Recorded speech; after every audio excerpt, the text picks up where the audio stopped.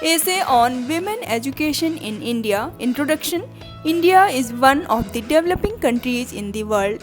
There have been many developments and achievements in the country after independence. This has been possible because of the efforts of both men and women.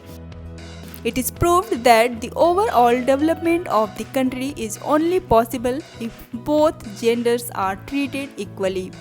About women education in India. Women's education in India is still lacking. Some parts of our country contribute to the highest literacy while others are still lagging behind.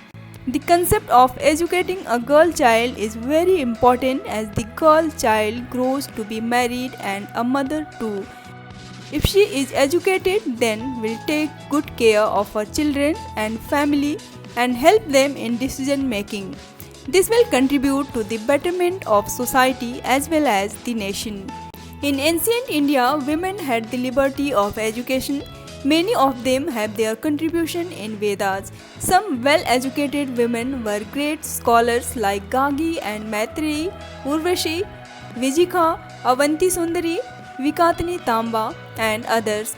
The scenario of women's education changed in the medieval period. Women were not allowed to get an education during this period. The situation changed slowly after independence and has improved a lot from that time. The education of women is hindered in many parts of the country due to the prevailing crimes, dowry problems, no access to schools, and making them do only the household works only.